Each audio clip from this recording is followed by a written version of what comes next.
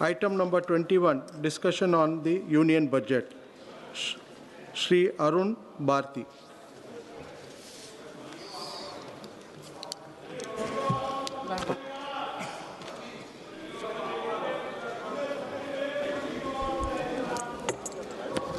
धन्यवाद अध्यक्ष महोदय, आपने बजट पर बोलने के लिए मुझे समय दिया। अध्यक्ष महोदय, इस सदन में जो बजट 2026-27 प्रस्तुत हुआ है वह भारत की आर्थिक सोच, राजनीतिक सोच और सामाजिक जिम्मेदारी का बजट है।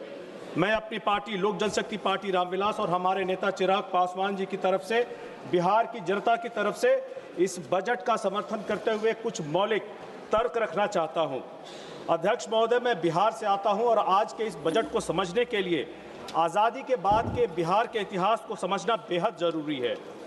अगर बिहार की बदहाली की कारणों को संक्षेप में समेटा जाए तो 2C, या आज़ादी से पहले समझा जाए तो 1C 3C के माध्यम से समझा जा सकता है, जिसमें पहला है लॉर्ड कॉर्नवालिस, जिन्होंने बिहार पर परमानेंट सेटलमेंट लगाकर फिक्स कर दिया था लगान, ताकि पैदावार हो या ना हो आपको लगान भरना पड़ेगा।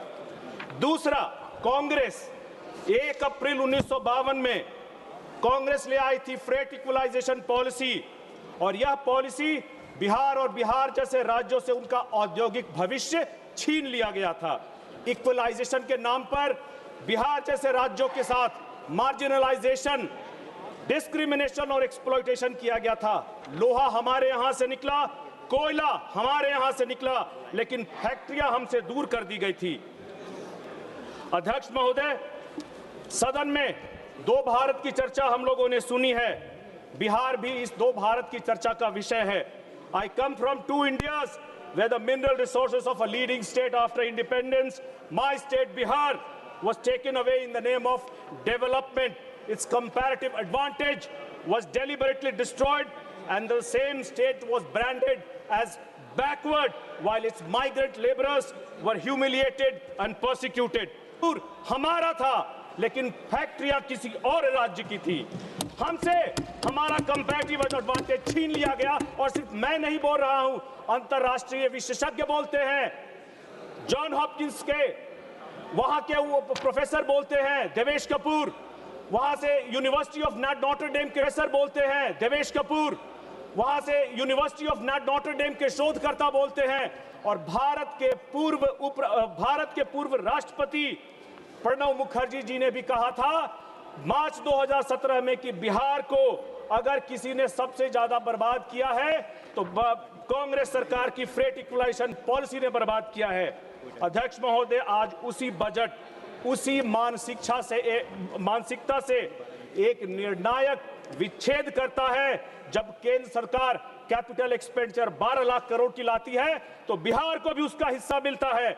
जब logistics, industrial cluster, high speed rail corridor और कनेक्टिविटी का विस्तार टियर 2, टियर 3 सिटीज बिहार जैसे राज्यों में होता है तो हमारे बिहार को भी इससे फायदा होता है।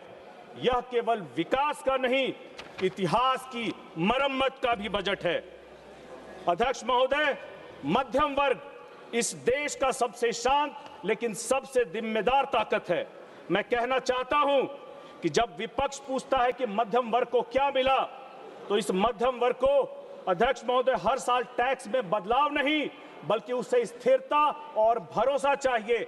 और यही पर आता है हमारा दूसरा सी। जब राजद की करप्ट और क्रिमिनल सरकार ने बिहार में 1990 में आई थी, कांग्रेस ने जो नीतिगत नींव खोदी थी, राजद ने उस पर इमारत खड़ी की। Kidnapping industry, law and order का खत्म होना, नेगेटिव डेवलपमेंट, इलेक्शंस रिग्ड, मजबूरी में बढ़ता पलायन और बिहारी एक गाली बना दिया गया था। एनडीए की सरकार ने जब 2005 से बिहार की कमान संभाली, तब से बिहार 11% के विकास दर से बढ़ता रहा है, और 24 और 25 में बिहार औसत, जो राष्ट्रीय औसत है, उससे भी तेज गति से विकास करता रहा है। केंद्र सरकार ने बिहार को प्राथमिकता दी, और इसीलिए इस वित्तीय सहायता के माध्यम से जो 2004 से 14 में लगभग 3 लाख करोड़ थी, 2014 से 2024 में 3 गुना 9 लाख करोड़ कर दिया गया। यह बात स्पष्ट प्रमाण है कि सही नीतियां मिलती है तो बिहार आगे पीछे नहीं आगे बढ़ता है। अध्यक्ष महोदय, मैं विषय पर आता हूं। मध्यम वर्ग को हर साल टैक्स में बदलाव नहीं चाहिए, उसे स्थिरता और भरोसा चाहिए। इस बजट ने टैक्स की दरें नहीं बदली, टैक्स व्यवस्था का स्वभाव बदला है। मुकदमेबाजी कम हुई है, अनावश्यक दंड खत्म हुए हैं और अनुपालन सरल हुआ है। अध्यक्ष महोदय, अनिश्चितता टैक्स से ज्यादा महंगी होती है। बिहार के छोटे राज्य, छोटे कस्बे का युवा आज सर्विस सेक्टर में, प्रोफेशनल जॉब्स में और डिजिटल अर्थव्यवस्था में है और बजट उसे यह भरोसा देता है कि उसकी मेहनत सुरक्षित है और यह भरोसा एनडीए सरकार से आता है। अध्यक्ष महोदय, भारत का सबसे बड़ा रोजगार दाता और कोई बहुराष्ट्रीय कंपनी नहीं है, बल्कि इस देश का छोटा और मझौला उद्यमी है। यह बजट एमएसएमई को भाषण में नहीं, संरचना में ताकत देता है। ट्रेड्स को अनिवार्य बना करके सरकारी खरीद में समय पर भुगतान सुनिश्चित करना, जीएसटी की प्रक्रियाओं को सरल करना, एक्सपोर्ट रिफंड को आसान करना और कानूनी जोखिमों को घटाना, यही इस बजट का मकसद है। हमारे बिहार में हैंडलूम, फूड प्रोसेसिंग, छोटे उद्योग और सर्विस एमएसएमई इसी भरोसे से आगे बढ़ते हैं। यह बजट साफ कहता है, व्यापार करने वाला अपराधी नहीं, राष्ट्र निर्माण करने वाला होता है। आज जब रोजगार पर बात होती है तब विपक्ष का ध्यान केवल एक ही चीज पर जाता है कि सरकारी नौकरियां कितनी आई, लेकिन सच्चाई यह है अध्यक्ष महोदय कि 21वीं सदी में रोजगार सिर्फ सरकारी घोषणाओं से नहीं, इकोसिस्टम बनाने से आता है। यह बजट उसी सच्चाई को स्वीकार करता है। यह बजट मैन्युफैक्चरिंग को सेवाओं से जोड़ता है, सेवाओं को टेक्नोलॉजी से जोड़ता है और टेक्नोलॉजी से कौशल विकास को जोड़ता है। अगर सरकार का इरादा केवल नारा देने का होता तो हर साल कैपेक्स नहीं बढ़ता, स्किलिंग को मैन्युफैक्चरिंग से नहीं जोड़ा जाता और एमएसएमई को सप्लाई चेन में नहीं जोड़ा जाता।